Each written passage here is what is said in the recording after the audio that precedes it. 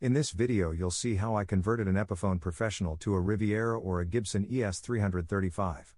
But let's start from the beginning. It has always been a big dream of mine to own a Cherry Red Gibson ES-335 from the early 1960s. I've played some later ones but couldn't get used to the narrow nut width. So that meant I had to save a lot of money, because I'm not a rich kid. Since then I've been looking at the online used market again and again until I found this guitar. This is an Epiphone Professional from 1963. I have never heard of or seen this model. So I did some research on the internet and found out the following. The Epiphone Professional was manufactured from only 62 to 67 and sold as an electric guitar and amplifier set.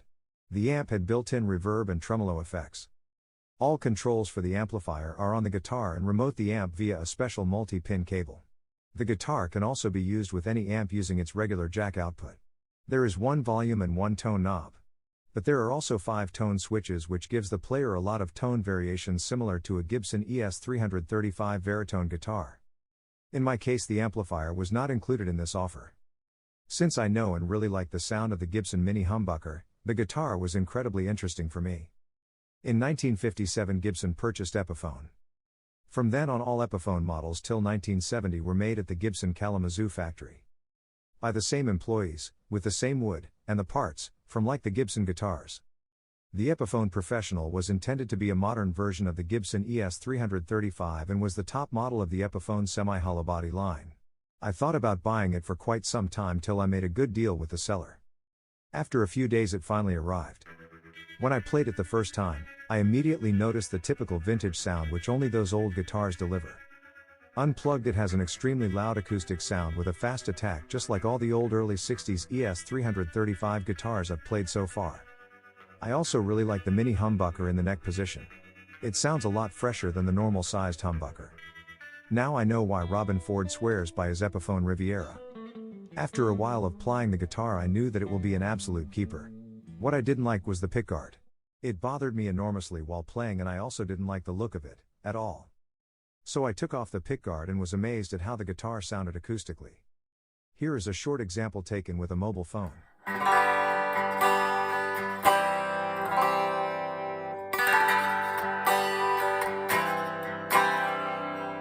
Many Epiphone Professional owners have a special pickguard made. Since I didn't like this option, I kept thinking about how I could get the Epiphone Professional to look more like an proper Gibson ES-335 or an Epiphone Riviera. Then I got the idea that I could just add the missing top pieces, like jigsaw puzzle pieces. It was important to me that the guitar could always be restored to its original state. But that would not be a problem. So the plan was there. First I was looking for very old maple veneer and quickly found what I was looking for.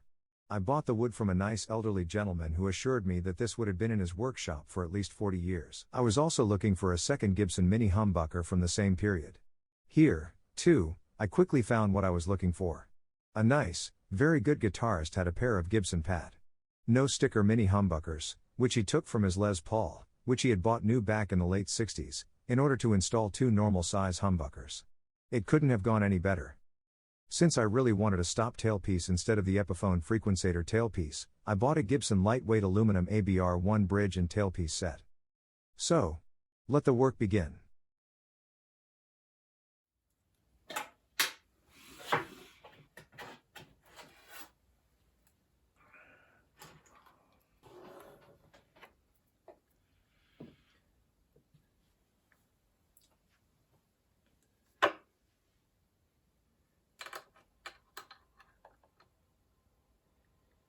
After I measured the exact position for the tailpiece, I drilled the holes for the stud bushings. Oh.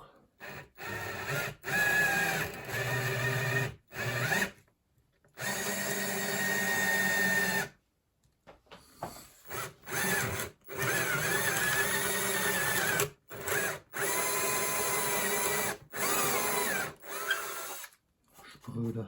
Merkst du, schön trocken und alt.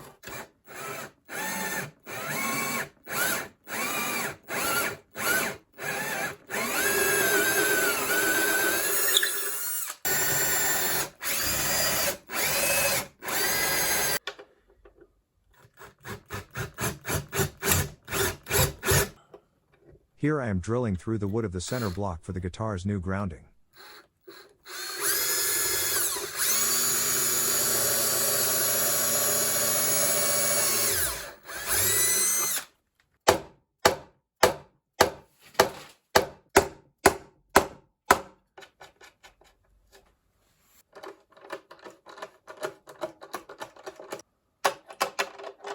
The stop tailpiece fits perfectly.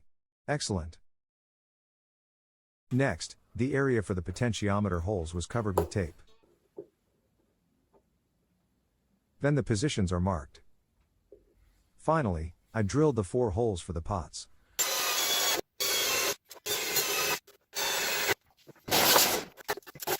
Here you can see the intermediate result. Now comes the hard part of the whole thing. The puzzles. I taped the top part of the guitar to trace the exact shape of the puzzle piece.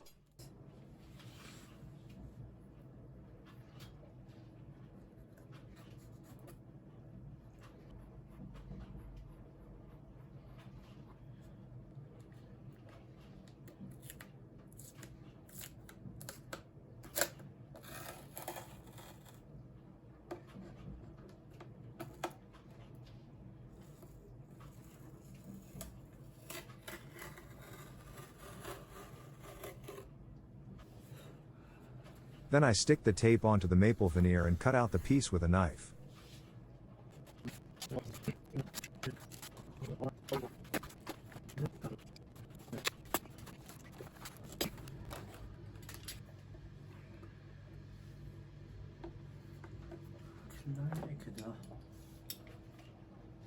This process took a long time to get it right.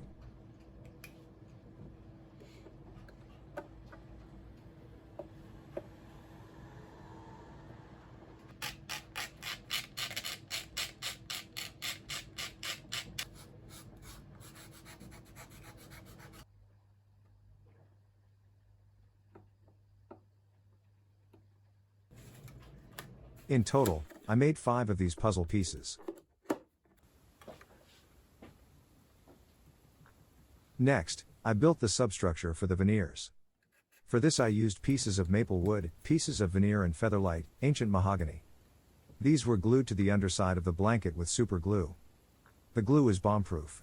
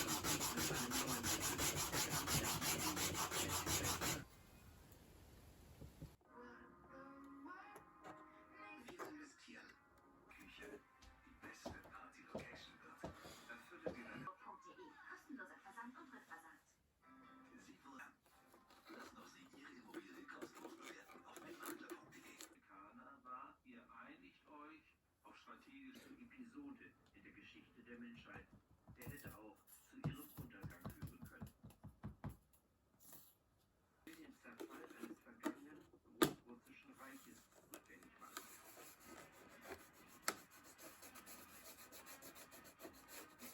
Nie wieder Angebote, die nicht von dieser Welt sind.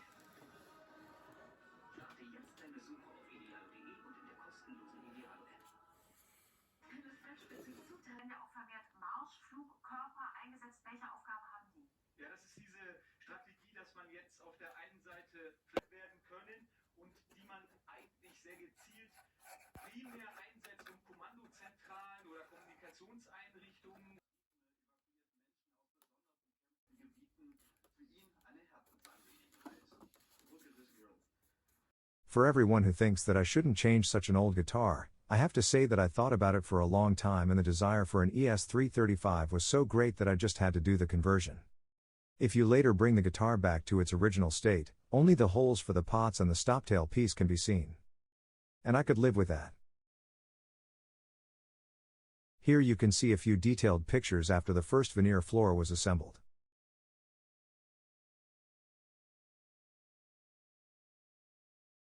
In the meantime, I have ordered 3 mm thick, seasoned Canadian maple veneer from France.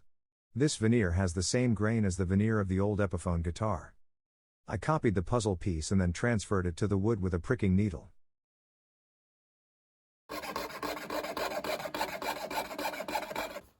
The veneer is glued on here.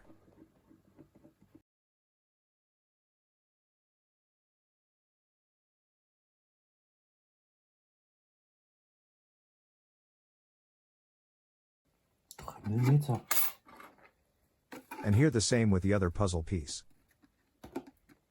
Fangen wir erstmal hier oben an.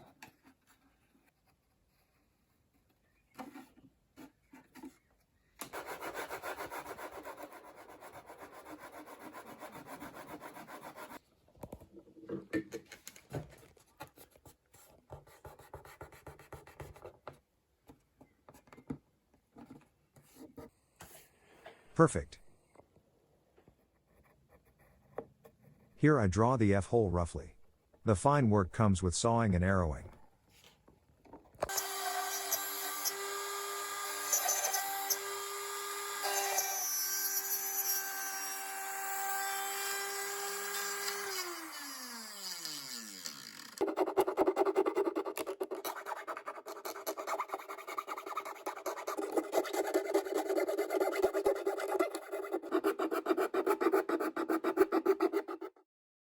I am very satisfied with the result.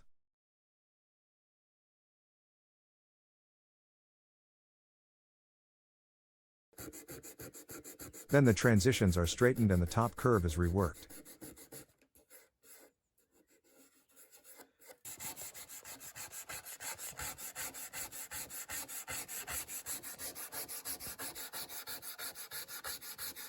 Here I grind from coarse to very fine.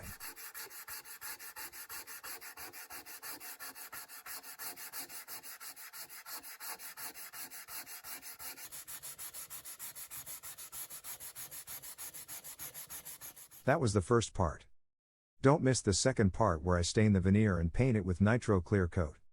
And don't forget to subscribe to my channel. Until next time.